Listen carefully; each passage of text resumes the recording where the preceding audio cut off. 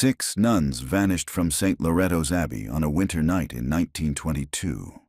Their chapel doors were locked from the inside, candles still burning on the altar, and a single phrase carved into the stone: Credere perire est. To believe is to perish. For decades, the church called it a tragedy. Locals called it a curse. When the truth finally surfaced a century later, the discovery stunned everyone, because one of the missing sisters had never left the abbey at all. If mysteries like this haunt you, subscribe and follow the investigation. The train rolled through the prairie darkness like a pulse that refused to die. Every few miles, its whistle echoed against the empty fields and came back thinner, lonelier, as though the land itself were whispering a response. Dr. Eliza Warren sat by the window of the last car, her notebook open but untouched. The headline she'd clipped from the university archive fluttered faintly under the fan. 6 sisters vanish from Loretto Abbey. Sheriff baffled, church silent. Date: February 9th, 1922. She'd read it 100 times, but the words refused to dull. Vanish, baffled, silent. The trifecta of every obsession she'd ever chased outside. Lightning flared in the distance, revealing the silhouette of a bell tower long since abandoned, a spine against the horizon. She was heading there now. 103 years later, Eliza had written 3 books on post-war disappearances within religious institutions, including one that began with her own grandfather's name in a missing chaplain's ledger. None of them had prepared her for this. Loretto wasn't simply another unsolved case. It was a burial, an erasure the church itself had sealed. The file she'd received from a retired archivist 2 weeks earlier still smelled of mold and candle soot. Inside had been a set of photos: 6 nuns in white habits, faces blurred by the exposure, and a typed note in fading ink: "Do not open the crypt, they are still singing." When she'd called the archivist to ask what he meant, the line had gone dead. 2 days later, his obituary appeared in the Waco Tribune. Now the prairie opened, and in the far distance, lightning illuminated the outline of St. Loretto's Abbey, or what was left of it. A blackened spire, half-collapsed walls, and a field overrun with reeds where a river had once run. The conductor slowed the train, glancing back. "Nobody gets off here, ma'am," he said. "I know." She smiled thinly. "That's why I'm getting off." The platform was barely more than a plank and a rusted sign, but when her boots hit the wood, a strange quiet settled over everything. No crickets, no wind, just the faint echo of bells. 6 notes, one for each of the lost sisters. Eliza paused, recording softly into her dictaphone. Field note, February 8th, 2025. Loretto Township, population 42. Site of St. Loretto's Abbey, closed 1922 after the disappearance of 6 nuns. Objective: determine veracity of reported crypt beneath chapel. Her voice sounded smaller than she meant it to. A dirt road led from the tracks toward the dark outline of the abbey. The grass grew tall and pale in the moonlight, bending in the cold wind that smelled faintly of iron. Each step forward seemed to thicken the air. When she reached the gates, she found them chained, not by modern lock, but by ironwork fused by rust, like something meant never to open again. She aimed her flashlight through the bars. The courtyard beyond was littered with stones, but in the center stood the fountain, bone-white marble, dry for decades, and around its rim, words still legible beneath moss: Deus audit silentium, God hears silence. She whispered it aloud, and the wind shifted, carrying a faint chime from somewhere inside the ruins.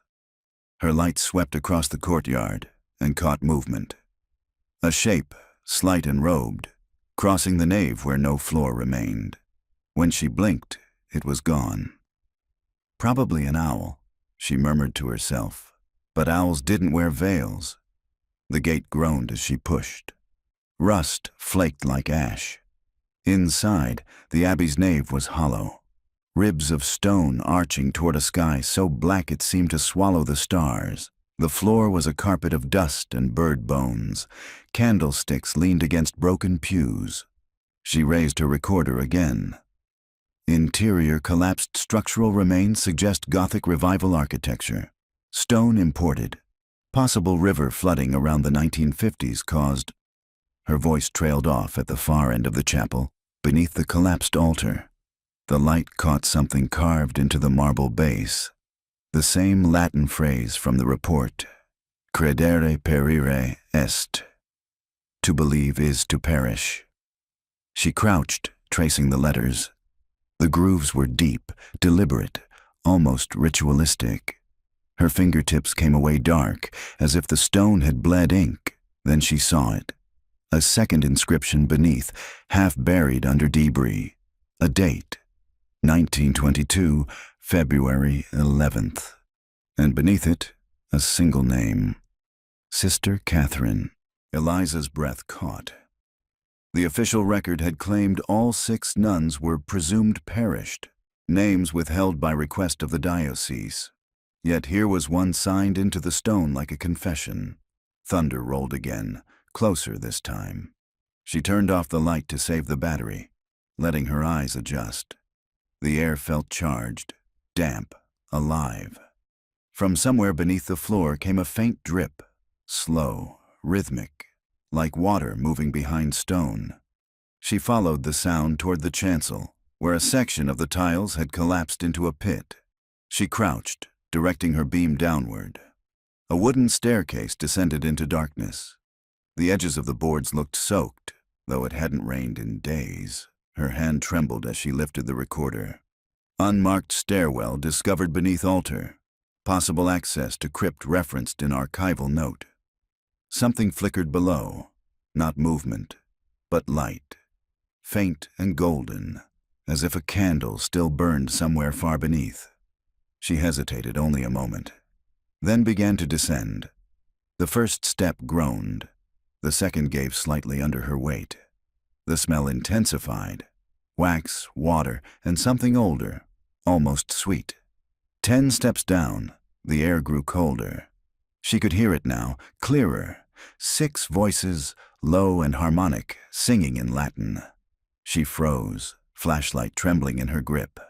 The sound rose once more, then stopped, as if the singers had heard her too. Silence flooded the passage. And then, from the dark below, a woman's voice, soft, calm, unmistakably human, whispered, "You shouldn't have come, Doctor." Eliza's light flickered. The stair gave way, and everything went black. When Dr. Eliza Warren woke, the world was stone and silence. Her cheek pressed against cold marble, dust dry in her throat. For a moment she couldn't tell if the dim light above was morning or something else entirely. The air smelled of old wax and mildew. Somewhere behind her, water dripped in an endless rhythm. She pushed herself upright, head throbbing. The flashlight lay a few feet away, beam fractured but alive. Its cone of light revealed walls of carved limestone lined with alcoves.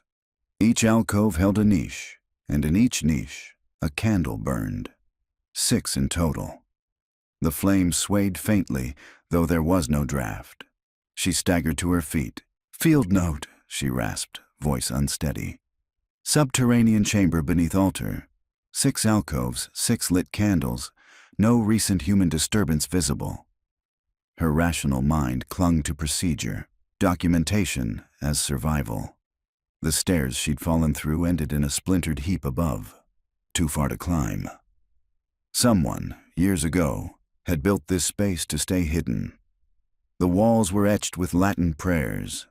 Some words she recognized, others had been scratched over, rewritten.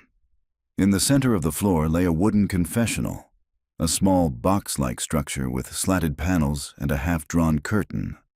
The wood gleamed faintly, as though recently polished. She approached. The door creaked open with a sound like exhalation. Inside, the air was still and close. A single rosary hung from the lattice, beads dark with age. Eliza's fingers brushed the seat, and dust smeared across her hand. But beneath the dust, something newer. A faint stain, deep and reddish-brown. Blood. The other side of the confessional was sealed. No door, only the carved outline of one. A chill prickled up her arms. She lifted the recorder again. Evidence of possible human remains. Confessional sealed from inside, date and cause unknown. She took a photo. The flash illuminated the carving at the base of the confessional. SC 1922. Sister Catherine. Eliza's pulse quickened. The name from the altar stone above. She ran her hand along the paneling until she felt a slight hollow beneath one corner. Pressing, the wood shifted. A small drawer slid open, releasing a breath of cold air. Inside lay a folded paper, edges curled. Ink bled nearly to oblivion. She held it under the flashlight. Only a few words remained legible. He says silence is the truest form of devotion. When the sixth bell rings, we will be one with him. Her mouth went dry. 6 nuns, 6 candles, 6 bells, and 1 confessor. A sudden sound, footsteps on stone, slow, deliberate. She turned off the light and held her breath. The drip of water had stopped. So had the air. Then, softly, a whisper from the corridor beyond. "Is someone there?" It was a man's voice, rough, human, not the one she'd heard before. She hesitated. "Yes," she called, throat tight. "I fell through the—" Her flashlight flickered. When it steadied, a figure stood at the end of the hall. A man in work clothes, dust-covered, holding a lantern. "Jesus," he muttered. "You shouldn't be down here, miss. It ain't safe." Relief flooded her limbs. You work here?" He shook his head slowly. "Used to. Groundskeeper, long time back. They call me Jonah." He stepped closer, eyes reflecting the candlelight. "How'd you get inside?" "I'm a historian," she said, "researching the 1922 disappearance." His face twitched. "That ain't research material, ma'am. That's a grave." She studied him, the tremor in his hands, the exhaustion in his voice. He wasn't young, maybe late 60s, but his eyes looked older. "I read there was a crypt," she said carefully. "No one ever confirmed it." "Because it wasn't supposed to exist," Jonah murmured. "They bricked it up after the flood, said it was better not to remember." He turned toward the confessional, his expression tightening. "You found her room." Eliza frowned. "Her, Sister Catherine," he said, "the last one seen alive. They said she went to confession that night and never came back out. Next morning the booth was empty, and the door was sealed from within." He looked around the chamber as if expecting someone. "You shouldn't touch anything." "I already did." He winced. "Then you should pray." Eliza felt a pulse beneath her feet, faint but rhythmic, as if something below the stone still moved. "Jonah," she said quietly, "why did they seal the crypt?" He hesitated. "Because they heard singing, after the 6th bell, from under the floor." A drop of water hit her shoulder. She looked up. The ceiling above the confessional glistened, damp spreading across the stone like veins. Jonah backed away. "Starting again." "What is?" He turned, lantern swinging wildly. "You need to leave, miss, now." The candles flared, all 6 at once. Eliza shielded her eyes as the flames rose high, their light impossibly white. The air vibrated, a hum like distant chanting, growing louder until it filled the chamber. The confessional door rattled, once, twice, then burst open. A gust of cold air swept through, extinguishing every flame but one. Inside the booth, the seat was empty. Only the rosary remained. Swinging gently, as though someone had just let go, Eliza's voice trembled into the recorder. "Phenomenon observed. Temperature drop. Candle reaction unexplainable. Possible?" She stopped, because on the wall above the confessional, New words had appeared in dripping black. The last confession was not hers. For several seconds after the words bled onto the wall, neither Eliza nor Jonah spoke. The single remaining candle hissed and guttered, its light pulsing like a heartbeat. Eliza forced herself to breathe. The air tasted metallic, old. She crouched and ran her hand across the letters. The black substance smeared wetly across her fingers. Ink, or something pretending to be Jonah, stepped backward until his shoulders met the stone. "It's happening the same way," he whispered. "Every 50 years, near February. Always the 6th bell." "You've seen this before?" He nodded once. "When I was a boy. My father tended this place after the diocese shut it down. One night he heard the bells, came down here, and he changed, never spoke again. Sat on the porch for 30 years staring at nothing." Eliza studied him. "And you kept working here?" "Someone had to keep the weeds off the graves." The floor trembled slightly. A deep vibration running through the stone dust sifted from the ceiling. The faint drip returned, faster now. "Water?" she asked. Jonah raised the lantern. "River runs under this hill. When it floods, the ground swells. That's what cracked the altar the first time." Eliza angled her flashlight toward the far wall. A narrow passage opened there, half collapsed, leading deeper beneath the abbey. Damp air poured from it, cool and rhythmic, as though something below was breathing. She turned to Jonah. "I need to see where it leads." He shook his head violently. "No. You want to die down there?" "I want to know what happened to them." He hesitated, then handed her the lantern. "Take this. When you hear water running fast, turn back. That means the river's waking." She nodded once and slipped into the passage. The corridor narrowed quickly, walls pressing close enough to brush her shoulders. The air smelled of iron and rot. Somewhere ahead, she heard the low murmur of moving water and another sound layered beneath. A faint hum, like a choir just below hearing. Her boots splashed through shallow puddles. Old frescoes peeled from the stone, painted saints with eyeless faces, halos faded to gray. She kept the recorder close. Subcrypt corridor extending approximately 20 meters. Signs of moisture infiltration and hand-carved imagery, consistent with early 20th century devotional art, unconfirmed auditory phenomena. Her own voice steadied her. After another few steps, the tunnel widened into a chamber carved directly into the bedrock. In the center lay a circular pool no larger than a baptismal font, its surface smooth as glass. Beneath the water she could see shapes, 6 of them. Pale and still, Eliza knelt. The lantern light rippled across the water, distorting the outlines until they seemed to move. She leaned closer. They weren't bodies, not anymore. Each was a marble effigy, worn but delicate, nuns carved in repose, their hands clasped, faces serene. Around the base of each statue, letters etched in Latin formed a ring. Eliza brushed away sediment from the nearest one. The words read, "Silentium est lux." Silence is light. She felt a sudden pressure in her ears, as though the air itself tightened. The water vibrated once, concentric ripples radiating outward, though nothing had touched it. Then a single bubble rose and burst. A smell of candle smoke drifted up from the pool. She turned sharply. Jonah stood in the mouth of the tunnel, face pale. "Don't touch the water," he warned. "I wasn't going to." He pointed toward the opposite wall. "Look there."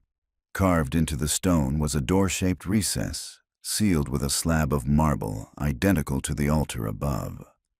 Upon it, the same inscription, "Credere perire est Jonah swallowed." Behind that is the river. That's where they said it took them. The church flooded this deliberately? They tried to bury the current, couldn't. It just moved lower. Eliza approached the sealed door, tracing the edge where mortar met stone. There's airflow. It's not fully closed. Jonah's lantern flickered. The water in the pool began to tremble, tiny waves slapping the edges. The faint humming swelled. Distinct voices now. 6. Intertwined in wordless harmony, Eliza backed away. You hear that? He nodded slowly. Same hymn they sang before they vanished. The marble slab shuddered, dust spraying from its seams. Jonah dropped the lantern. It rolled, spilling flame across damp floor. We have to go. She reached for him, but the water surged upward as if something beneath had exhaled. The statues rocked within their sockets, stone fingers loosening. From below, light erupted, soft gold like candle fire magnified 100-fold. Eliza threw her arm over her eyes. When she lowered it, the water had gone still again. The pool now empty. The effigies gone. Only their impressions remained in the stone, as if they had sunk straight through. Jonah's voice was a rasp. They answered the call. Eliza's hands trembled as she clicked the recorder. Observed displacement of 6 marble effigies. Unexplained apparent luminescence emanating from subsurface. Possible. Her words faltered as she saw the lantern flame curl sideways, drawn toward the sealed door as though gravity had tilted. Something pressed from the other side. A slow bulge formed in the marble, the surface stretching without cracking. Jonah grabbed her arm. We're leaving. The hum became a chorus, the same 6 notes that had rung the night they disappeared. They ran, the corridor breathing around them, water following in sudden sheets along the floor. The sound of bells chased them upward. Faint, impossible, coming from beneath. When they reached the broken stairwell, Jonah boosted her toward the opening. She caught the rim and pulled herself through into the ruined nave. Rain hammered the roof. The air smelled of ozone and mud. Jonah climbed after her, coughing hard. Eliza turned back toward the altar. Beneath the debris, a thin trickle of water seeped upward through the cracks. Clear at first, then darkening to the color of rust. Outside, the church bell, silent for a century, tolled once. By the time the rain eased, the road back to town had turned to black mud. Jonah's old pickup waited beyond the gate, its headlights throwing thin silver columns through the storm. Eliza climbed in beside him, soaked to the bone. Neither spoke for several miles. When she finally broke the silence, her voice was low. Those carvings, you saw them move, didn't you? Jonah kept his eyes on the road. I saw the water rise where no water should. It wasn't just that, she pressed. The statues vanished. 6 of them. How does stone disappear? He shook his head slowly. You keep trying to measure it like a scientist. You can't measure faith gone wrong. The windshield wipers groaned back and forth. Each pass of the blades revealed the faint outline of the old bell tower, receding behind them, haloed by lightning. Eliza stared until it disappeared. Who kept the records after the diocese closed the abbey? There's a man in Waco, Jonah said. Name's Father Henley. He used to run the archive room before they locked it down. If anyone knows what happened, it's him. But he don't talk easy. She nodded slowly. Then we'll make him. Jonah gave a humorless laugh. Lady, if Henley's still alive, he's 100 years old. People like that don't get made to do anything. They reached Waco after midnight. The town slept under a thin fog, the streets empty except for the stray glow of neon from a 24-hour diner. Jonah parked beside a brick building with boarded windows and a faded sign, Diocesan Records. Closed to public. Eliza got out, flashlight ready. You're not coming? He leaned across the seat, eyes shadowed. You go ask your questions, but if you hear bells, you run. She didn't answer inside. The building smelled of dust and old paper. The front hall was lined with file cabinets, their labels flaking. 1920 to 1935, property disputes, clergy obituaries. A narrow staircase led upward toward a faint flicker of candlelight. Eliza climbed slowly, every step creaking. At the top sat an old man behind a desk stacked with yellowed folders. He was thin, almost translucent, skin the color of parchment. A single candle burned beside him, though an electric lamp sat unused. "You shouldn't be here," he said without looking up. Eliza hesitated. "Father Henley." His eyes lifted, pale gray, like glass left in sunlight too long. "You found Loretto." Her pulse quickened. "I'm a historian. I'm studying the 1922 disappearance. I need to know what the church found, or buried." He smiled faintly, a motion that barely reached his eyes. "The church doesn't bury things, Doctor. It sanctifies them." 6 women vanished. Their names were erased. Someone carved warnings into the walls. "Warnings?" She nodded. "Credere perire est." You know what it means. Henley closed a file with slow precision.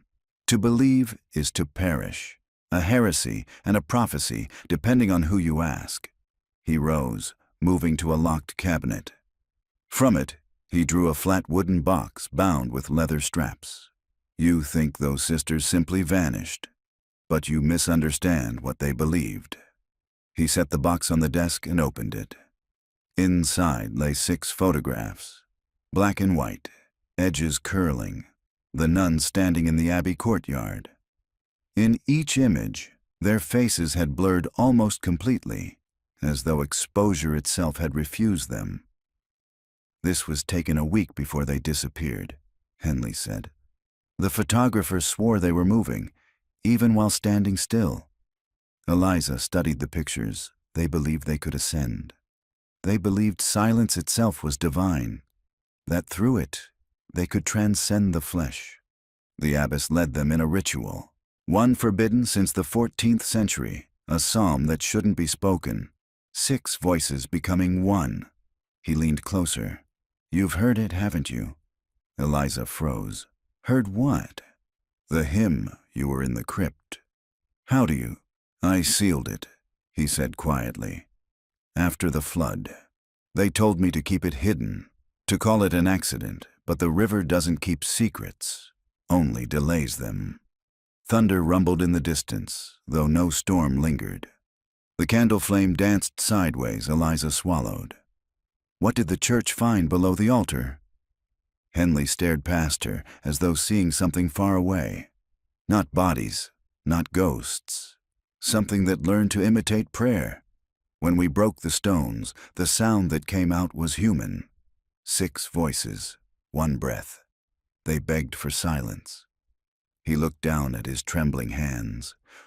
"We gave it to them." Eliza felt cold climb her spine. "Then why are the bells ringing again?"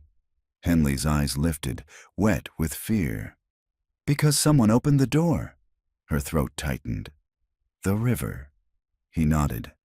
"It's awake now. It's never stopped calling." The candle went out. For a moment, there was total darkness, and in it, a soft harmony, faint, feminine, rising from the floorboards. Henley whispered, "They always start with a hymn." Eliza backed toward the stairs. "Father, we have to leave." He didn't move. "Go, Doctor. I kept their names from the records, but their prayers are older than ink." When she reached the door, she looked back once Henley stood motionless, lips moving silently, eyes rolled upward as if listening to something inside his skull. The air shimmered around him, candlelight returning of its own accord, brighter, golden, the same impossible hue as the water beneath Loretto. She turned and fled into the rain. Outside, Jonah waited in the truck, engine idling. "You get what you came for?" Eliza slammed the door, shaking. "He said the river never stopped calling." Jonah's knuckles whitened on the steering wheel. "Then we don't have much time." Behind them, a sound carried faintly through the storm. 6 notes, struck like bells beneath the earth. The storm had drifted east by morning, leaving the sky washed and brittle, a color between pewter and bone. The road from Waco shimmered with puddles that caught the early light like mirrors. Eliza hadn't slept. She sat slumped in the passenger seat, the old photographs clutched in her lap. Each blurred face seemed to shift when she blinked. Jonah chewed the stem of an unlit cigarette, eyes on the horizon. "You're sure he said the river?" "He said it never stopped calling," she murmured, "as if it were alive." Jonah spat out the cigarette and nodded toward the hill ahead, where the ruins of Loretto stood like ribs under fog. "Then maybe it's time we answer it." They parked near the fallen gate. The air smelled of wet limestone and old incense. From the slope below, the river glinted in the morning haze, wide, slow, deceptively calm. Eliza stepped out first. Her boots sank into the soaked earth. "The current's low enough to reach the lower crypt." Jonah tightened his coat. "That's assuming there's still a crypt left." The path wound down through cypress trees bent low by years of storms. Every few yards, pieces of marble jutted from the mud, fragments of the old abbey wall, half buried like bones. When they reached the riverbank, she stopped. The water moved in strange rhythms, a pulse almost, rings spreading outward from no visible source. "You see that?" she asked. Jonah squinted. "It's breathing the way something does right before it wakes up." They watched as a small bubble rose, burst, and left behind a faint shimmer, gold as candlelight. Eliza whispered, "The same light in the photographs." "Let's make this quick," Jonah said, "before whatever's breathing decides to wake up." They followed the bank until they reached the remnants of the chapel foundation. The river had eaten half of it, leaving only a fractured archway. Beneath the arch yawned a dark cavity, the lower crypt, sealed decades before Eliza knelt beside it. The air that seeped out was colder than the morning. Jonah handed her a flashlight. "Ladies first." "Brave of you," she said, but her voice trembled. Inside, the passage sloped downward, slick with algae. The beam cut through mist and dust, catching the glint of something metallic on the wall. Latin script carved deep, lux per silentium, light through silence. Her throat tightened. This wasn't in any record. Maybe that's the point. They moved deeper. The tunnel opened into a chamber supported by cracked pillars. Rainwater dripped through the ceiling in slow, rhythmic beats that echoed like a heartbeat. At the center stood a stone altar half submerged in water. Around it, 6 shallow depressions marred the floor. Graves, perhaps, or places for kneeling. Eliza's light caught movement in the pool beside the altar, a pale shape beneath the surface. Cloth. She crouched, heart hammering, and reached in. The water was icy. Her fingers brushed fabric. Linen. Rough, folded over something solid. She pulled. A small wooden rosary surfaced, its beads darkened with age. The crucifix had been replaced by a triangle, etched with a hollow circle. Jonah cursed softly. "That ain't scripture." Eliza turned it in her hand. "I've seen this before. In one of the banned Vatican manuscripts, Ordo Vacui, the Order of Emptiness." Jonah's gaze flicked toward the tunnel. "Sounds about right." She set the rosary on the altar and scanned the wall behind it. More carvings, half hidden under grime. 6 names faintly visible. Sister Eleanor, Sister Ruth, Sister Mercy, Sister Claire, Sister Agnes. Sister Madeline. Eliza whispered each one aloud. The chamber responded. The dripping stopped. The air thickened, pressure building like the moment before thunder. The river outside seemed to hush. "Eliza," Jonah said slowly, "I think you should stop saying their names." But she couldn't. Something in her voice no longer felt entirely hers. "Sister Madeline," she finished. A soft sound rose from the pool. Not water, but breath. Then a whisper, overlapping voices forming one low note that trembled the walls. Jonah grabbed her arm. "We're leaving." The light flickered. A handprint bloomed on the altar stone, Wet, translucent, then gone. Eliza stumbled backward. "They're not gone, Jonah. They're trapped." "Trapped or waitin'. Either way, we don't want to find out which." They ran for the tunnel, the echo of the single tone following them like a siren. Outside, the sun had turned white, bleaching the sky. The river looked still again, but when Jonah touched the surface with his boot, it recoiled, just slightly, as if the water itself had flinched. He crossed himself unconsciously. Father Henley was right. "You woke something." Eliza stared at the rosary still clutched in her hand. They wanted silence. Maybe we gave them the opposite. Jonah started the truck without a word. That evening they checked into a roadside motel 20 miles north. The room smelled of damp carpet and stale coffee. Eliza spread the photographs and the rosary across the table. 6 names, she said. But only 5 graves were ever reported sealed. Who was missing? Jonah rubbed his eyes. Maybe the one who started it.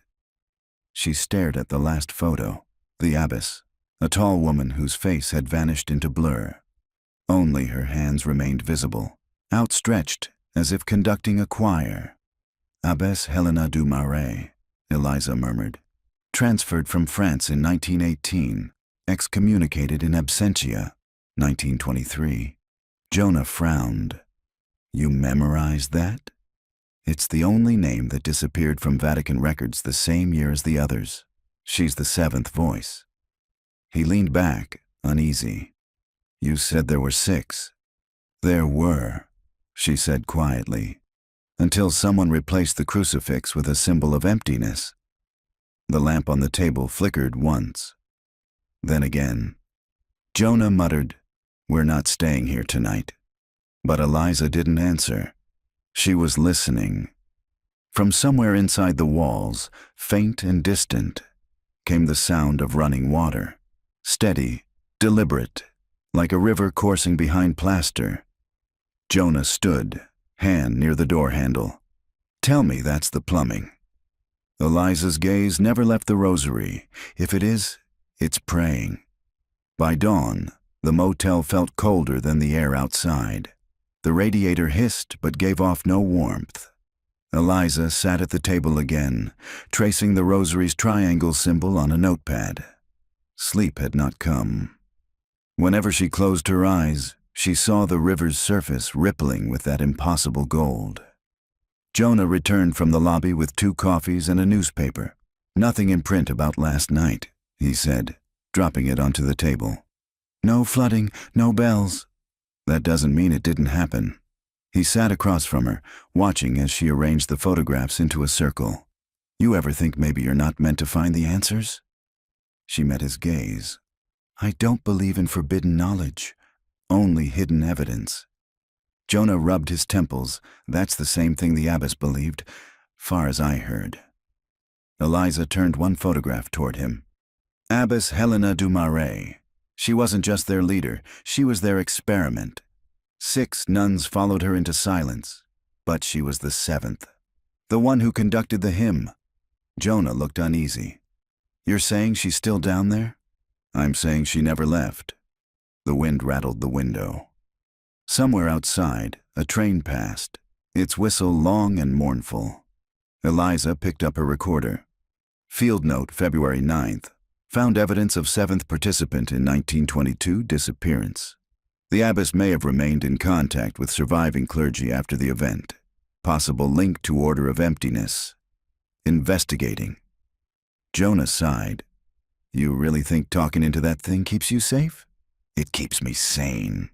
He studied her for a long moment, then said, "There's one more person you should talk to, Sister Marianne. She lives out by the state line.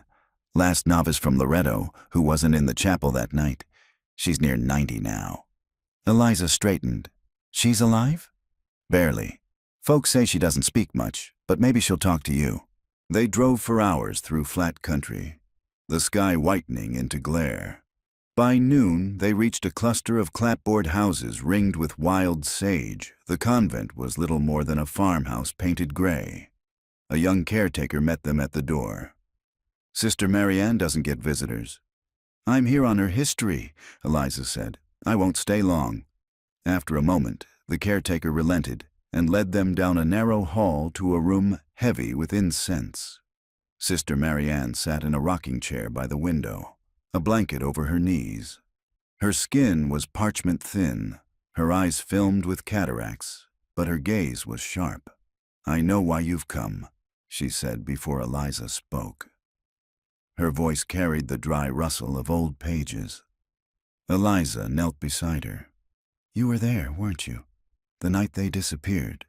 Marianne's lips trembled. I was in the infirmary. Fever kept me from joining them. The bells woke me. 6 rings, then nothing. Eliza hesitated. Did you ever see Abbess Helena again? The nun's hands clenched around her rosary. She told us silence would be salvation, that words were a prison. We believed her until we saw what silence asked in return.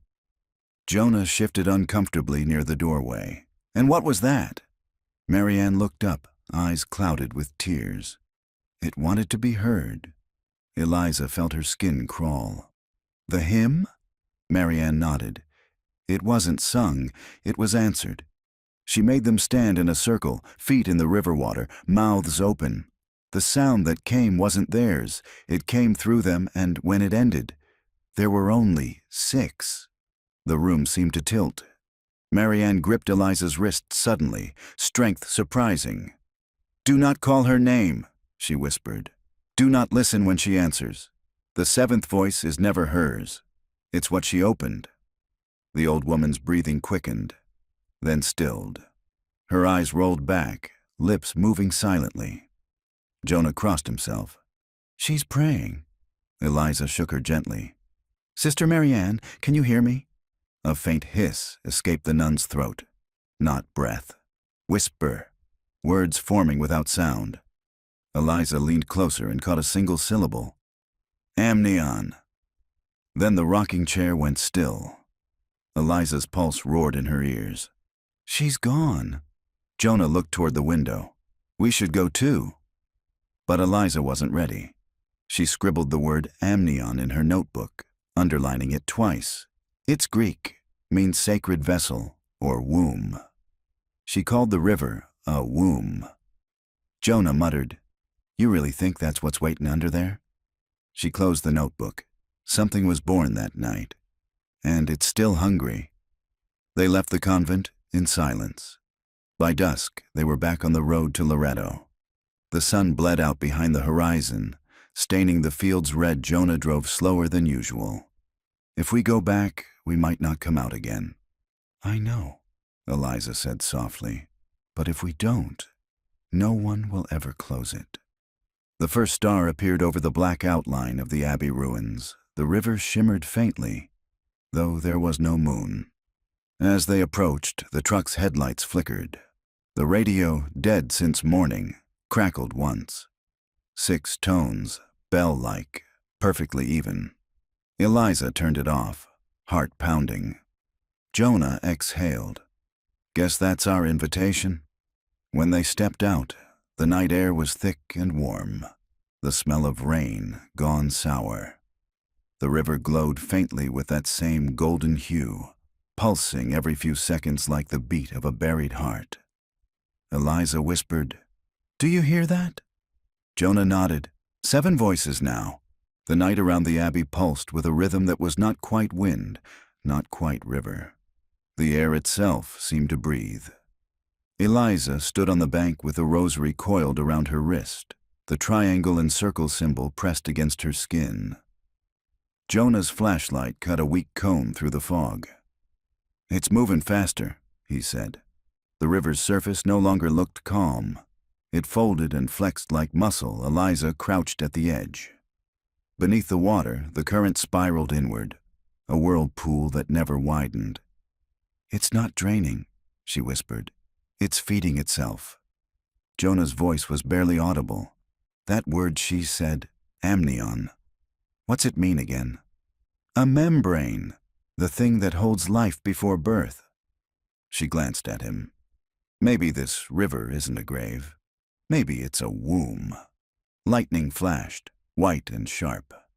For an instant, she saw the ruins reflected perfectly on the water's surface, but upside down, inverted, as if another abbey stood beneath, its windows glowing faint gold. Then the sound began. A low hum first, then 6 clear tones, bell pure, joining one after another until the 7th broke through. Higher, fragile, human. The earth underfoot vibrated. Jonah grabbed her shoulder. "We should go, now!" She didn't move. The sound drew her forward, gentle and absolute. Each step into the shallows felt like surrender. The cold clamped her legs, but the pull below was stronger than fear. "Eliza!" She turned, eyes wide. "Listen." The river answered her. Bubbles rose around her knees, forming words in the churned reflection. Amnion. Then the surface split. Something emerged. A shape neither flesh nor stone, a shimmer of water suspended in air. Within it, 6 faint outlines shifted like figures trapped behind glass. Faces half-formed, lips moving in silent prayer. Jonah stumbled backward, cross in hand. "Lord, have mercy." The thing pulsed once. A whisper slid through the air, 6 voices overlapping. "She waits." Eliza stepped closer despite herself. "Abbess Helena?" The river brightened, gold surging upward. For an instant the shape resolved into a woman's form, veiled, luminous, her mouth opening as if to speak. But the 7th voice answered instead. It came from everywhere at once, an inhuman chord that hollowed the night. The whirlpool exploded outward, drenching them both. The apparition collapsed back into the current, leaving only the echo of that cry reverberating through the ground. Jonah dragged her to the bank, coughing. "That ain't no abbess. That's the thing she birthed." Eliza wiped mud from her face, trembling. "Then it's still being born." The glow that had filled the water did not vanish. It bled outward, veins of light threading through the riverbed, running toward the ruins. The abbey stones answered with a faint hum, mortar seams glowing as though fire traveled beneath them. Jonah hauled himself upright. "We have to seal it. Pour concrete, dynamite, anything." Eliza shook her head slowly. "You can't bury a birth." She stumbled toward the chapel, following the path of gold inside. The nave was flooded ankle deep. The reflections on the water showed not her face, but the 6 nuns, translucent and patient. Each step echoed twice, once in her world. Once in theirs at the altar, she found the carved slab cracked down the center, as if split from below. Steam rose from the fissure, carrying the smell of myrrh and rot. The words, "Credere perir est," glowed faintly, molten in the dark.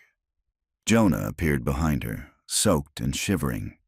"Eliza, it's coming through, listen." A wet, rhythmic sound, like breath drawn through stone. From beneath the floor came the pulse of something enormous and near. She lifted the recorder with shaking hands. Field note: the phenomenon is active. The abbey is resonating with the river's frequency. The air pressure. The recorder died with a hiss. Then the bells rang again, not from the tower but from below, their notes sliding together into a single long tone. The fissure widened. A rush of water burst upward, carrying fragments of marble and bone. Out of it rose a shape, human at first glance, then too tall, too fluid, its edges dissolving in vapor. Eliza could not move. The thing regarded her with the suggestion of a face, 6 features blending and separating when it spoke, every voice she had heard. The sisters, the abbess, even Father Henley, folded into one. Silence is not absence. It is what remains when faith forgets itself. Jonah fired the lantern's kerosene at it. The flames struck the water and vanished instantly. The creature extended a hand of light toward Eliza. Around its wrist glimmered the same triangle symbol as the rosary. For a heartbeat she felt weightless, as if the world had paused its rotation. The words formed unbidden in her mind. Amnion accepts what remembers. She tore the rosary from her wrist and hurled it into the fissure. The river's glow flared blindingly bright, then collapsed. The air imploded. When vision returned, the water was gone. The floor lay cracked but dry. The golden veins had faded to ash. Only the faint outline of 7 footprints remained burned into the stone. Jonah's voice came small and hoarse. "Is it over?" Eliza stared at the prints. The smallest one, 7th, was still wet. She whispered, "It's learning to walk." The morning after the floodlight faded, Loretto stood quiet under a gauze of mist. The smell of smoke and river silt clung to everything. Eliza woke in the nave where she and Jonah had collapsed, the cracked altar a few yards away. Her head throbbed. The recorder lay beside her, miraculously dry, its red light blinking as if it had never lost power. When she played it back, there was no voice, no water, no bells, only the faint rhythm of a heartbeat that was not her own. Jonah crouched near the doorway, staring at the floor. "You'd better come see this." Across the nave, 7 dark prints led from the fissure toward the open doors. Each was bare, delicate, perfectly defined. The 7th was smallest, the toes tapered like a child's. "They weren't there last night," Jonah said. Eliza knelt, tracing one with her fingertip. The stone was cold, but beneath the surface she felt a vibration, subtle, persistent. "They're still warm," she whispered. Jonah spat into the dust, unease settling in his shoulders. "Whatever you threw into that pit didn't stop it. You just gave it legs." Eliza looked toward the gate. The prints vanished into the fog beyond. "Then we follow." The trail led down the slope to the river road, where mud and gravel bore the same impressions. Each print gleamed faintly, as if lit from within. They walked in silence. The world seemed emptied of sound. Even the birds had vanished. After half a mile, the tracks turned off the road and entered the ruins of an old cemetery. The headstones leaned like tired sentinels. At the far end, beneath a yew tree, stood an open grave inside, water pooled at the bottom, reflecting the sky. Jonah's face tightened. "That wasn't open yesterday." Eliza crouched at the edge. The headstone read, "Sister Catherine." Credere perire est, her stomach twisted. She was the first. A single footprint pressed into the earth below the inscription, pointing downward into the grave. Jonah's breath came rough. "I'm done, Doc. I've seen enough holy nightmares for one lifetime." Eliza didn't answer. Something shimmered beneath the water in the pit, golden, faint, a pulse of light. Like before, without thinking, she lowered her hand toward it. The water rippled outward, and the reflection staring back at her was not her own. The face was veiled, serene, eyes closed. Then they opened. She jerked back, stumbling into Jonah's arms. "She's awake." They retreated to the truck, silence thick between them. Jonah drove fast, gravel spitting under the tires. "Where are we going?" Eliza stared out the window, knuckles white around her recorder. "Back to Waco. Father Henley kept those archives for a reason. There has to be something about what she became." Jonah muttered, "If he's still breathing after what we saw, I'll eat that newspaper." But when they reached the records building, the front door hung open. Inside smelled of damp and candle wax, papers scattered across the floor like shed feathers.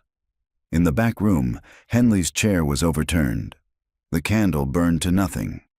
On the desk, written in thick black strokes, a single line, "She walks where the water cannot." Eliza swallowed hard. She's not bound to the river anymore. Jonah found the wooden archive box half smashed against the wall. Inside, soaked but intact, lay a parchment fragment in Latin. He handed it to her. "You read this stuff. What's it say?" She translated softly, "The amnion seeks vessel anew. Flesh remembers what stone forgets." Her gaze drifted to her hands, mud-stained, trembling. The skin around her wrist where the rosary had pressed was darkened, faintly glowing in the shape of the triangle. Jonah saw it too. "What the hell?" "It marked me," she whispered. "When I threw it back," he stepped away. "Then maybe you're the new vessel." She turned sharply. "Don't." But he was already backing toward the door. "You said it yourself, something was born. Maybe it chose its mother." The sound of bells rolled faintly through the distance. 7 now, not 6. Eliza's breath came fast. "Jonah, we can still stop it. We just need to understand what the amnion wants." He shook his head. "I don't think it wants. I think it remembers. And that's worse." Lightning flickered through the windows, though no storm brewed outside. The faint heartbeat from her recorder grew louder. She turned it off, but the sound continued, deep and resonant, emanating from beneath her ribs. Jonah stared. "That ain't coming from the device, Doc." Eliza pressed a hand to her chest. "It's inside." They left the archive at dusk. The sky glowed an unhealthy amber, as if sunset had frozen. Eliza could feel the rhythm beneath her skin syncing with the hum in the ground. When they reached the outskirts of town, Jonah pulled over. "You're not going back to Loretto. You'll drown in it." Eliza looked at the horizon where the Abbey spire pierced the haze. "Maybe that's the point." She opened the door and stepped out, her shadow stretching long across the empty field. The 7th bell tolled once more. Jonah called after her. "Eliza!" She turned only once, eyes shining with that same golden reflection. "If I don't return, seal it, no matter what you hear." Then she walked toward the ruins, following the trail of faintly glowing footprints that had begun again in the dirt. The road back to Loretto was washed in an amber haze that never fully darkened, as if dusk had chosen not to end. Eliza walked alone, recorder silent, coat clinging damply to her shoulders. Every few minutes she felt the pulse beneath her skin, that slow synchrony with the unseen current. She told herself it was adrenaline. She didn't believe it. By the time the Abbey came into view, the fog had thickened into gold-veined mist. The bell tower leaned like a broken metronome, and from the fissure where the altar had split came a faint glow, rhythmic, breathing. Eliza descended into the nave. Water pooled ankle-deep again, though it hadn't rained in days. Each step stirred reflections that weren't hers, faces flickering beneath the surface. "Field note," she whispered, voice steadier than her heartbeat. "Reactivation of phenomenon. Possible correlation with personal physiological resonance. Investigating." She knelt at the cracked altar. The footprints she'd seen that morning had filled with water, now gleaming gold. When she touched one, warmth spread through her palm. A voice behind her said, "You shouldn't have come back." "Jonah." He stepped through the doorway, hair wet, shotgun slung over one shoulder. His eyes looked hollow, as if the last 24 hours had stolen years. "You followed me," she said. "Didn't have a choice. Roads are closed, rivers risen on its own."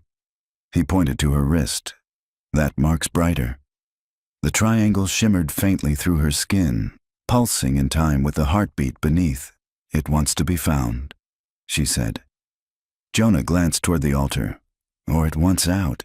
He handed her a small tin flask. "Holy water. Brought it from St. Jerome's. Don't ask how old it is." She smiled faintly.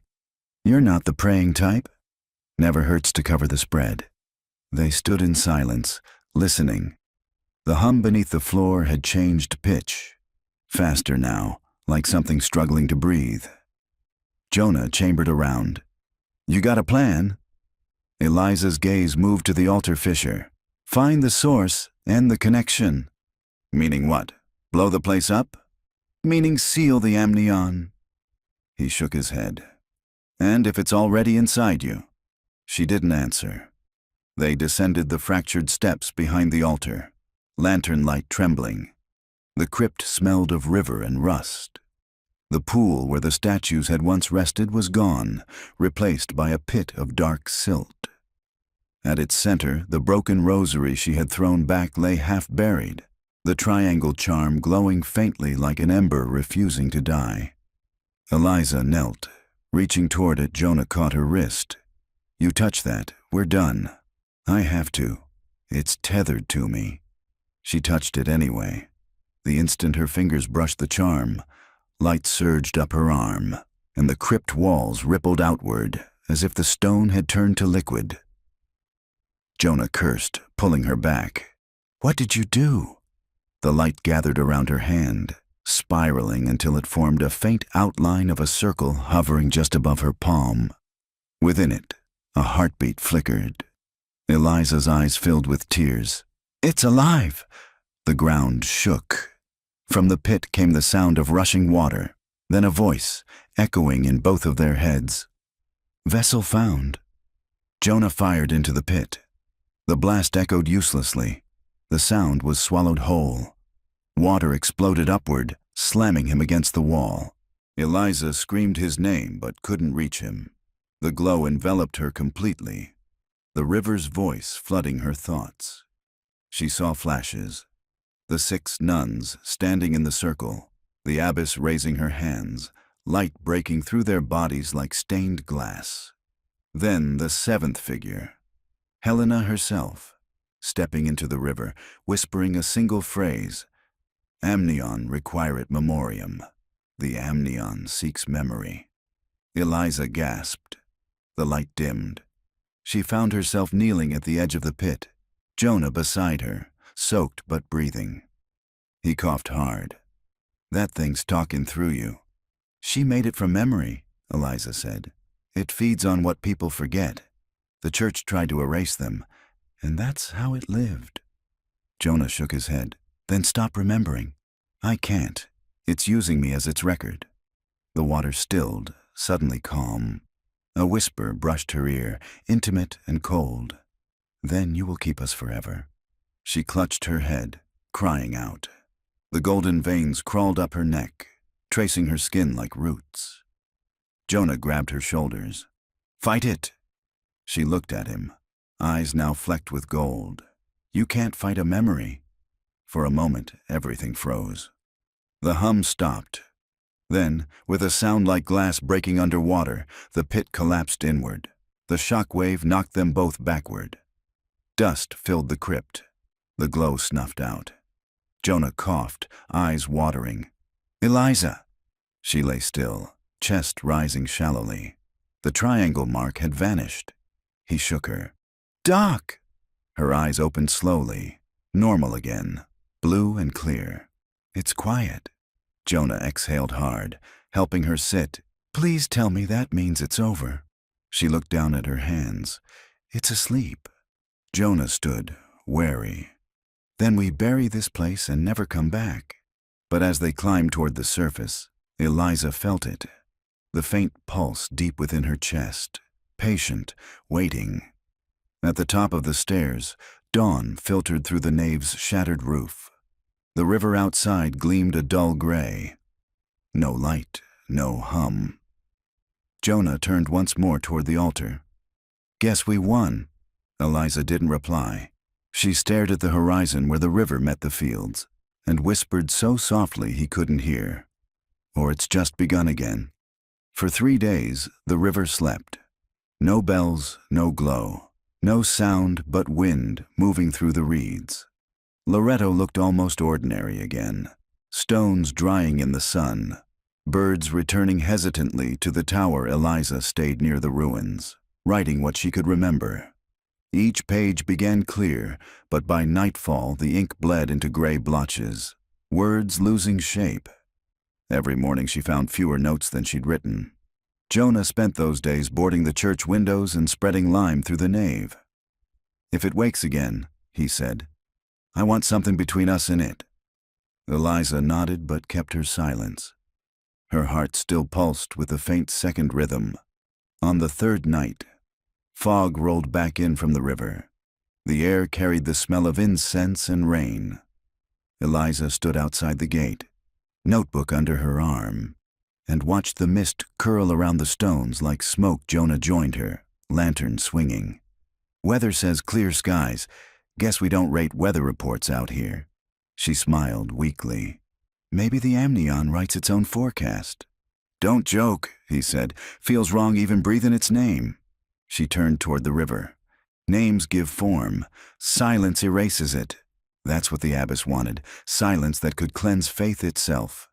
Jonah stared at her. You still sound like her. Eliza looked away.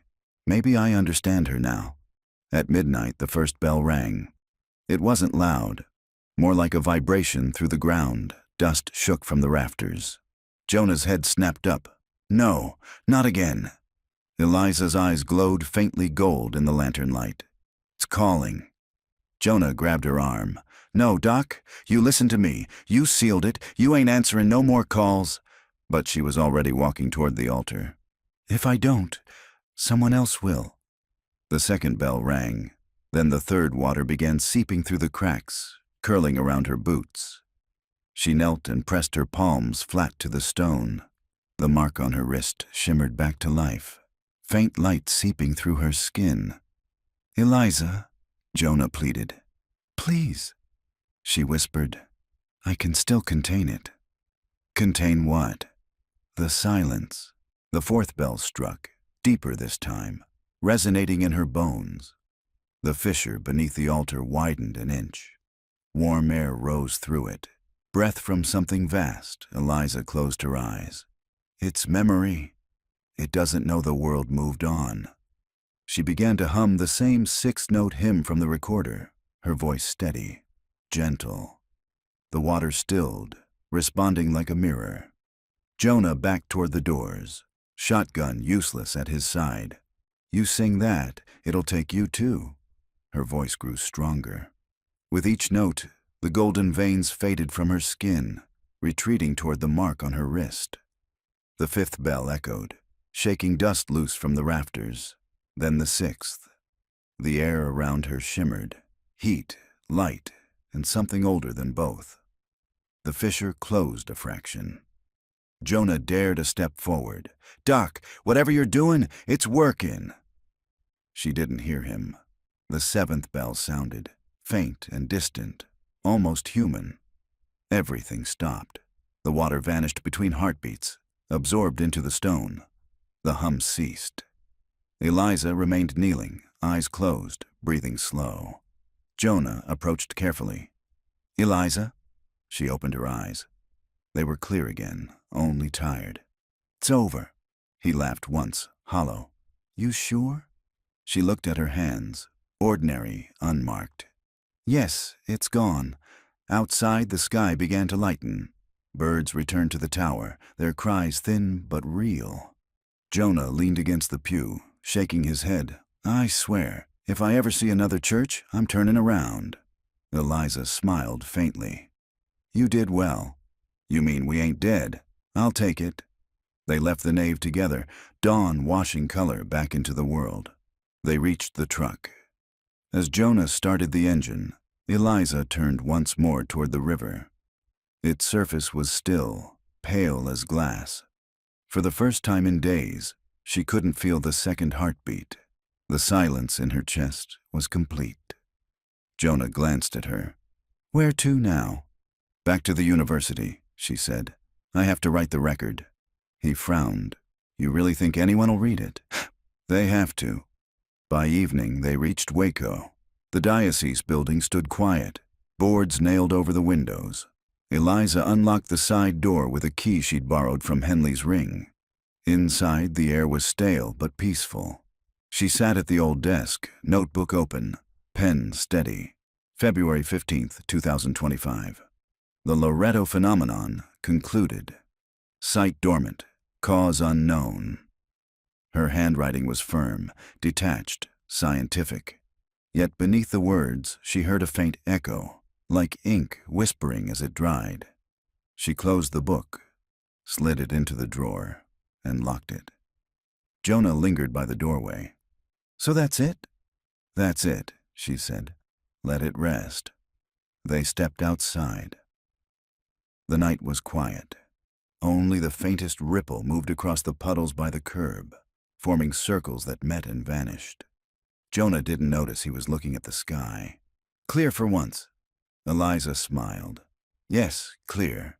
She turned away before he could see the tiny bead of water forming at the base of her wrist, glowing gold for a heartbeat before sinking back beneath the skin.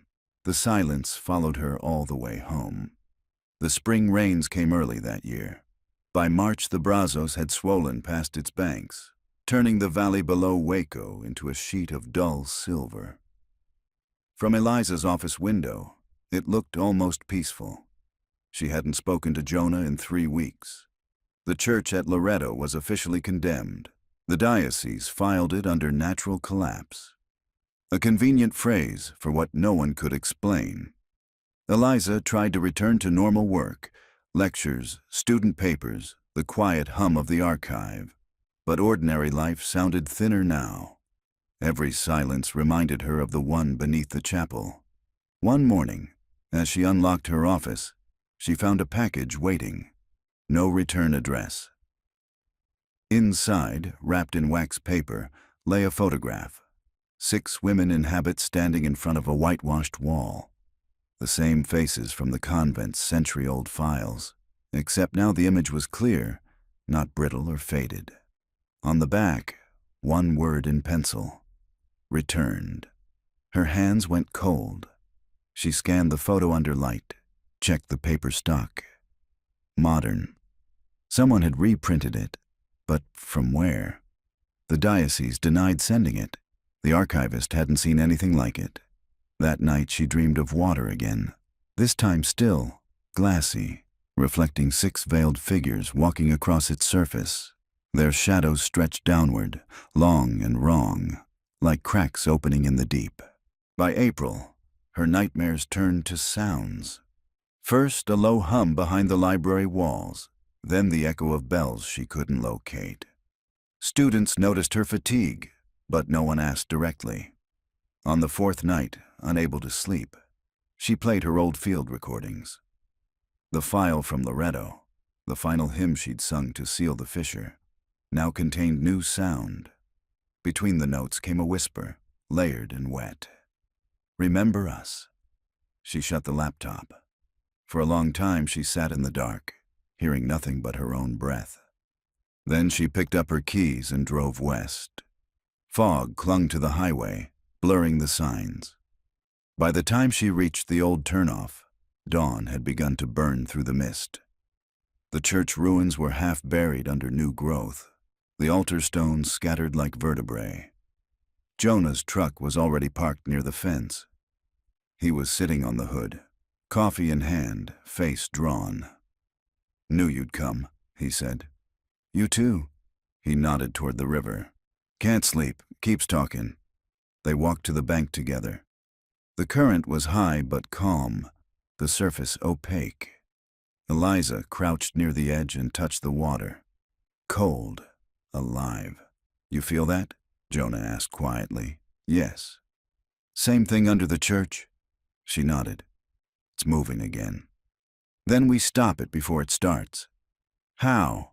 He hesitated, then opened the glove box of his truck and pulled out a folder.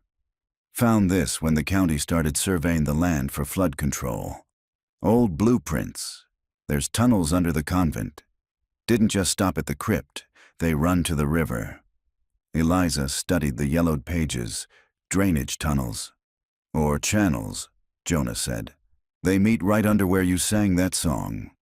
A drop of rain hit the paper, spreading slowly. She looked up. The sky was perfectly clear. They followed the old service road to the base of the hill. Brush had overgrown the path, but the outline of a culvert was still visible. Stone mouth, half choked with mud, Jonah pried loose a metal grate. Inside, the air was cool and sweet with moss. Their flashlights carved narrow cones through the dark, catching bones of old pipes, bits of rosary chain. "Eliza," Jonah whispered. She turned her beam. The wall ahead shimmered faintly, as if wet. Symbols emerged under the light, Latin words carved shallowly into limestone: memoria fluit, sicut, sanguis. "Memory flows like blood," she translated. Jonah frowned. "Why carve that in a drain?" "Because it wasn't one." The tunnel widened suddenly, opening into a small chamber half filled with water. In its center rose a pedestal of stone, and upon it, a wooden box. Eliza's breath caught. It was the same design as the confessor's box, smaller, newer. Jonah cursed softly. "Tell me that's not another one." She waded forward, ignoring the chill. The box was sealed with black wax. No symbol, just a single Roman numeral. 6-6, she murmured. Jonah stayed back. 6 nuns. Eliza nodded. 6 veils. She pressed her fingers to the wax. It was soft, as if recently melted. "Eliza, don't." But the seal gave before he could stop her. The lid lifted. Inside lay 6 rosary beads, identical to the ones she'd released months ago. Except these glowed faintly from within. Pulsing in rhythm, the water stirred. Ripples spread outward from the pedestal, touching the walls. The carved words brightened. Veins of light running through the stone. Jonah grabbed her arm. "We gotta go." She couldn't move. Her reflection in the water began to shift, splitting, multiplying, until 6 faces stared back at her. One whispered, "He remembers." The air thickened, smelling of incense and rot. Jonah pulled harder, dragging her toward the tunnel mouth. Behind them, the box began to hum. They stumbled into daylight, coughing. The grate fell shut behind them with a metallic scream. Eliza collapsed against the grass, trembling. "It's not done." Jonah wiped mud from his hands. "I don't care, we're done." But as they drove away, the river surface moved against the current, slow and deliberate, like something beneath was breathing again. That night, Eliza recorded everything while it was still fresh. The chamber, the carvings, the box. When she played the audio back, the hum followed, steady, rhythmic, and beneath it, the faint sound of 6 voices counting. She shut the recorder off. In the silence that followed, she thought she heard a single drop of water fall. But when she looked around the room, everything was dry. She didn't sleep. Outside her window, far in the distance, a bell tolled once, low and wrong, echoing through the night. Morning broke without color. The valley around Loretto lay drowned in fog, thick enough to taste. Jonah's truck idled on the ridge, headlights useless, beams swallowed by mist. Eliza sat beside him, recorder balanced on her knee. "The water's still rising," she said. Jonah squinted toward where the river should be. "It's more than that. It's changing course." He was right. Beneath the fog came a deep, steady roar. The Brazos was shifting its bed, chewing through the meadow where the abbey's foundation lay. Eliza stepped out, boots sinking into the mud. The air pulsed faintly, rhythmic as a heartbeat.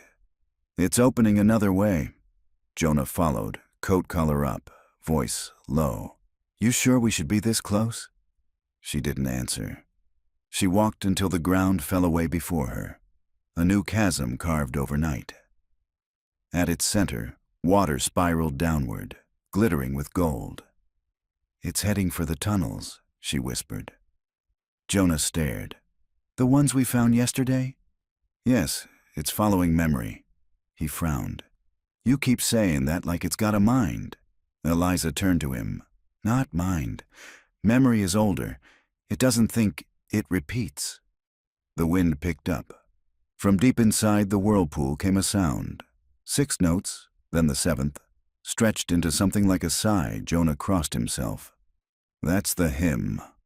Eliza gripped the recorder. "It's remembering its song." They descended the slope carefully, mud sliding beneath their feet. At the edge of the chasm, an old iron pipe jutted from the bank, one of the drainage tunnels. The water within glowed faintly. Eliza crouched, holding the recorder to the opening. "There's movement." Jonah leaned close. "That's breath." The next moment the river exhaled. A column of air shot from the pipe, knocking them backward. Voices spilled out with it. Dozens, layered, rising to a single word. "Amnion." Eliza pressed her hand to her wrist. The faint mark flared golden beneath her skin. "It's calling me," she said. "Then don't answer." But she was already standing. If it reaches the main channel, it'll spread. Every tributary carries memory. Every silence becomes a door. Jonah grabbed her arm. "Doc, listen to yourself. That's not science. That's faith," she said softly. "The same kind that drowned them." She slipped from his grasp and stepped into the shallow runoff.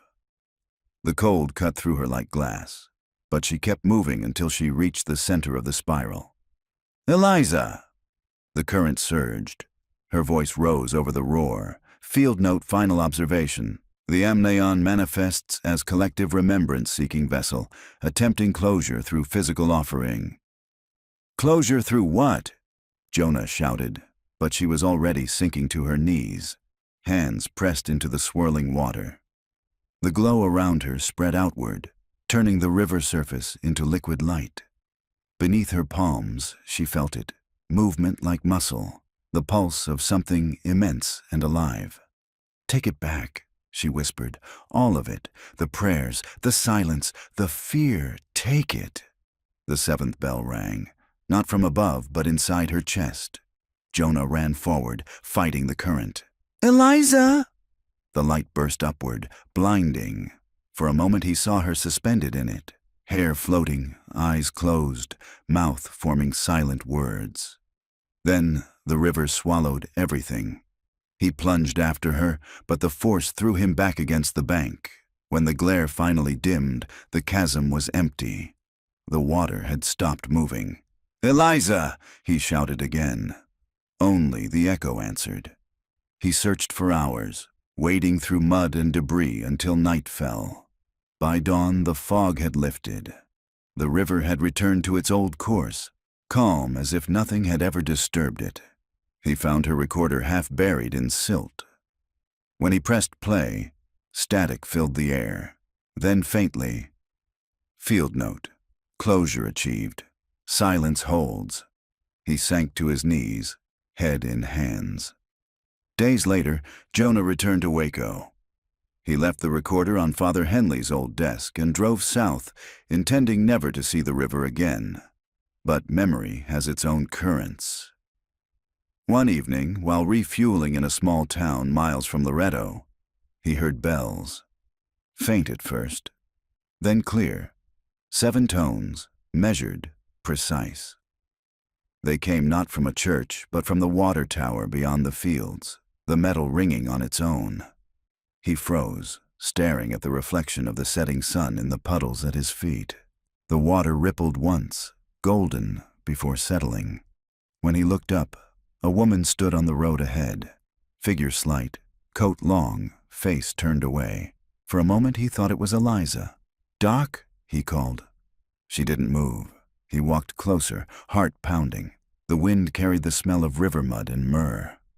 When he reached where she had stood, there was only a wet footprint, bare, delicate, glowing faintly before fading. Jonah backed away, whispering a prayer he couldn't finish. The wind died. The silence that followed was deep enough to feel. That night, far downstream, fishermen on the Brazos swore they saw a light moving just beneath the surface. Golden, slow, shaped like a woman walking. When they tried to approach, the light sank out of sight, leaving only still water and the echo of a single bell. The Brazos ran quiet again. Spring dissolved into summer, and the fields where Loretto once stood grew over with reeds and pale wildflowers. To travelers on the highway, it looked like nothing more than a low rise of earth beside the water, a forgotten bend in the river. But sometimes, at dusk, the light along that bend turned amber, too warm for sunset, too steady for reflection. Jonah Reeves moved south that June, settling in a town where nobody asked about his limp or his scars. He worked maintenance at the rail yard, lived in a rented room above the diner, and told himself he'd imagined the gold light that followed him down the highway. He stopped drinking coffee. It reminded him of nights on the road, the hum in the ground, The sound of water breathing, yet even in the noise of the trains, he sometimes heard it. 6 low tones, 1 high. He never said her name aloud. A letter arrived in July. No return address. Inside, a page torn from a field notebook, the handwriting precise and familiar. To Jonah Reeves. If you're reading this, it means the river still remembers. Do not be afraid of it. It only holds what we give it. I left something for you where the current slows. E.W. He read it 3 times before folding it carefully back into the envelope. Then he drove north. The road to Loretto had vanished beneath grass. The diocese had fenced off the area, posted signs warning of unstable ground. Jonah parked by the gate and walked the rest of the way. Even before he reached the river, he felt the change in the air. Dense, humming, like the air before thunder. At the bend where the current slowed, the water was perfectly clear. Beneath the surface, something gleamed. He knelt and reached in. His hand closed around metal, a small recorder, the casing dented but intact. He pressed play. For a long moment, nothing. Then Eliza's voice. Calm, steady, professional. Field note, final documentation. The amnion is not a curse. It is remembrance. When we bury the past, it finds another mouth to speak through. I understand that now. If anyone hears this, know that silence is not the absence of truth. It's the shape truth leaves behind. Static filled the rest of the tape. Then one soft breath, and her voice again, barely above a whisper. Listen for the 7th bell. Jonah sat back on the riverbank, recorder resting in his lap. He waited. The first bell came with the wind. Faint, distant, a tone more felt than heard. Then another and another, until 6 notes rippled through the valley. The 7th never came. Only the sound of the river moving around him, unhurried, endless. That night, lightning flickered on the horizon. He found shelter in the ruins of the old rectory, stone walls and a ceiling of open stars. The air smelled of dust and wild mint. He dreamed of Eliza. She stood on the river's surface, light streaming from her hands, her face calm and unreadable. Behind her, 6 veiled figures watched, their outlines flickering like candle flames. When he woke, dawn was gray and still. The recorder lay beside him, its battery light glowing faintly gold. He played it again. No sound. The light on the river had returned. Weeks passed. The summer heat thickened, the sky unbroken. Local papers carried brief mentions, fishermen hearing bells under the water, cattle found near the banks with wet footprints around them though no rain had fallen.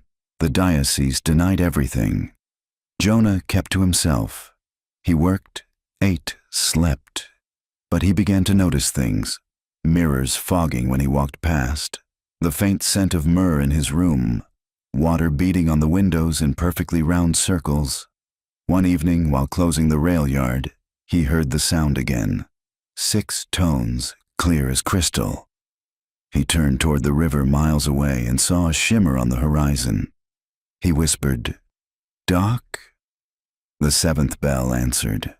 Not a sound this time, but a pulse that passed through the ground, through his chest, through every memory he had tried to bury. For a moment he saw her standing beside him, eyes bright, unafraid. Then she was gone. He smiled despite the tears on his face. Guess you found your silence after all. Years later, a new town rose near the old site. They built a levee, a road, a small white chapel overlooking the bend.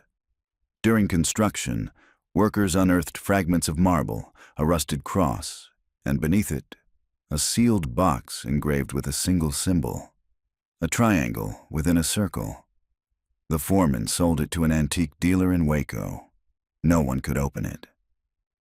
The lock refused every key. When asked what it might be, the dealer shrugged. Some kind of reliquary, maybe. Whatever's inside, it wants to stay there. At dusk, The new chapel's bell tower rang for the first time. 6 chimes drifted over the valley, pure and solemn.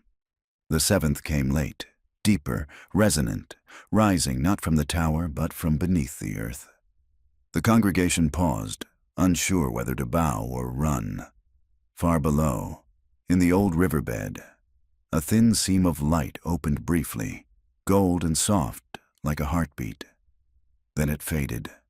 The water above it stilled, and for a time, long enough for faith, for forgetting, for the next flood, the world was quiet. The river returned to its ordinary rhythm, brown water curling through reeds, dragonflies skimming the surface. Nothing in its movement hinted at the centuries buried beneath. Yet when the wind turned just right, a faint tone still trembled through the air, too measured to be wind, too human to be anything else. The valley healed itself slowly. Wild flowers covered the last of the foundation stones, and locals stopped warning their children about the place.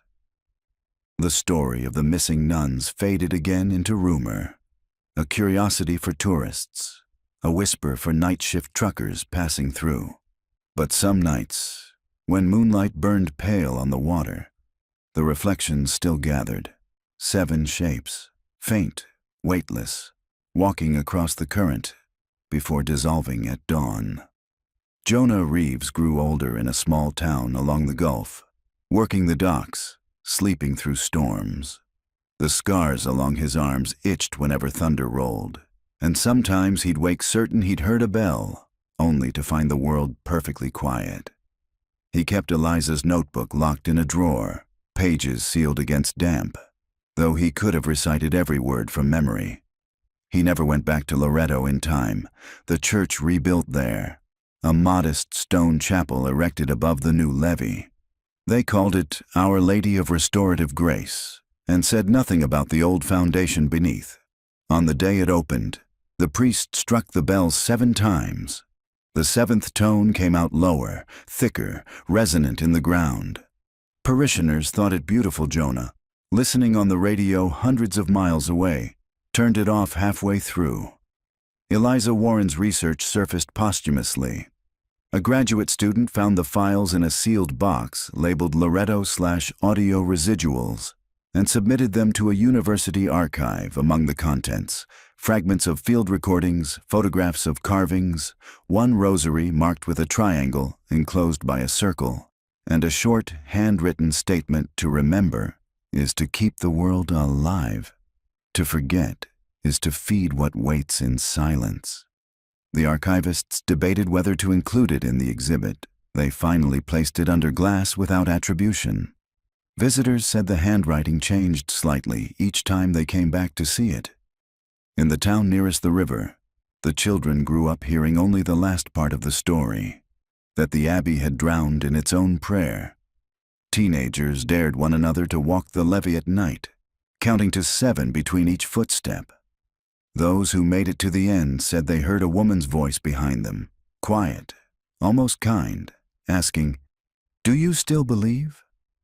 No one ever answered.